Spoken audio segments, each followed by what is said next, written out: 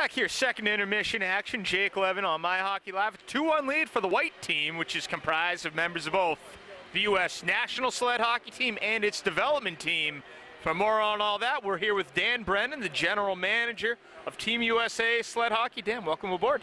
Thanks. It's great to be here, and we really appreciate you guys covering the game tonight. This has been very exciting. I have seen bits and pieces of sled hockey in the past. Never seen a full game, and the skill level, really, it takes me... It's remarkable to watch what these athletes are capable of. Yeah, the players from both teams have really come a long way. I've been with the program now for 14 years, and every year it's improved a little bit to the point now where we can do things in practice we were never able to do before. Just harder drills, different kinds of systems. The players' improvement level over the last decade has just been incredible. And so one thing I notice when I'm looking over the rosters is you see certain players a member of the Chicago Blackhawks sled hockey team or the Boston Bruins sled hockey team, the Colorado Avalanche. I was unaware that there were sled hockey teams affiliated with NHL organizations. What goes into that? So tell me a little more, I guess, about these sled hockey affiliations with the NHL teams. Yeah, we've had a great relationship with the National Hockey League. A lot of those local programs connect with the fan development people of NHL teams, and it kind of works from there. And we now have what they call the NHL Sled Classic, which is a yearly tournament where NHL teams sponsor these players to go and play wherever, like this year coming up, it's in St. Louis. And so a lot of those kids that grow up in NHL cities now get to represent their program and the NHL team in these tournaments. So it's a great deal for the players. That is obviously very cool. So 3 times in a row now, Team USA has taken home gold at the Olympics? Yeah, it's been a fantastic run. The players have done an amazing job. When we started in Vancouver, we felt we'd probably, if we keep going the way we were going, our goal is really to get a silver medal in Vancouver. We thought we weren't quite there yet, but the players played so darn well. Obviously, you're not going to be upset when you win a gold medal, but our true goal back then was 2014. But the players played so great, and then they really hit their stride in 14. And now the team that we had in Pyeongchang, I think, would have beaten our 2014 team by 5 goals. So the improvement level has been outstanding. And we're heading to Beijing for the 2022 Winter Games, I believe? Yeah. Is that right? Okay. Yeah. 2022 is Beijing, China. We know nothing about it, but we're very excited to, when it comes around, we're very excited to defend our title again. So what's next after this exhibition here today? How many more events will you guys be playing in before those games, which are still almost 3 years away? Yeah. Well, our immediate goal, we have a 4-team tournament in Newfoundland, Canada, starting at the end of November with Canada, Russia, and the Czech Republic. So that's our immediate goal, is to do well in that event. Then the following year we'll have another World Championship, and that'll really set the tone for what takes place in 2022. All right.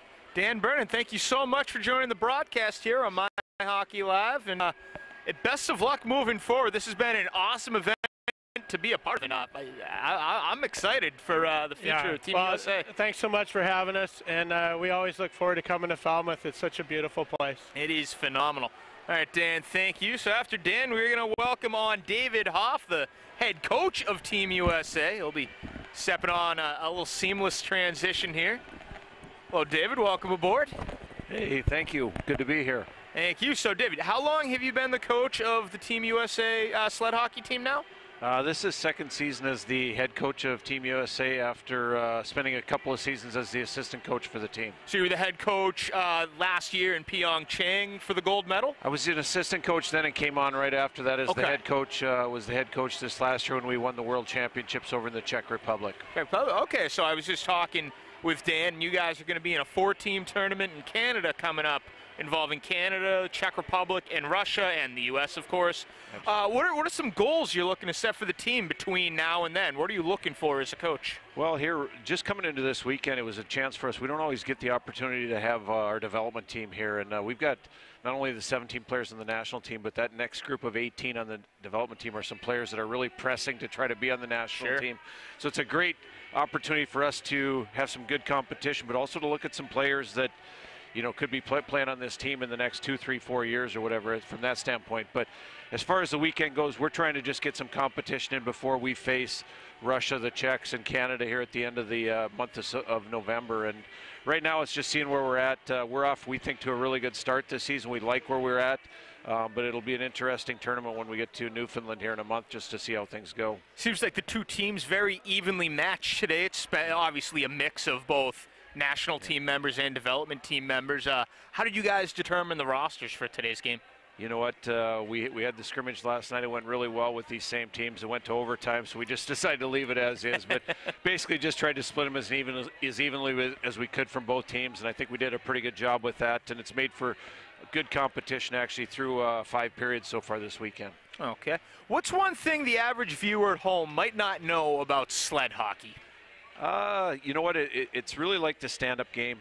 The biggest difference will be that you can't skate backwards. While they might coast a little backwards, they really can't propel themselves backwards. So if you watch defensemen defending a 2-on-1 or whatever the situation, they always have to do it forward. So there's a lot of checking over their shoulders and things like that. It makes it really tough that way.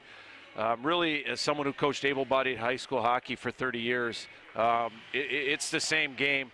It is much more, we talk a lot in the able-bodied game about possessing the puck. It is a game where it is much more about possessing the puck than even the stand-up game is. So a lot of very similar parts to the game, but I enjoy just the possession that comes with the game. And if you see our guys out here that are constantly trying to cross, scissor, we say, just trying to create some 2-on-1 opportunities. It's a fun game to watch. I think it's very addicting when you start to watch it.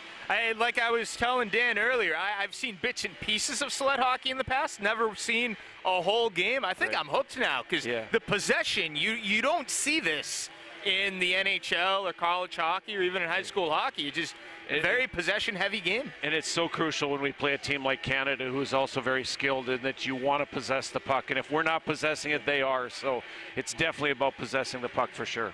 All right, Dave. Well, thank you so much for joining the broadcast, and best of luck moving forward. We're almost ready for the third period, it looks like already. A quick make of the ice, and that'll be that. All right. Thanks a lot. Appreciate it. Thank you. Appreciate it.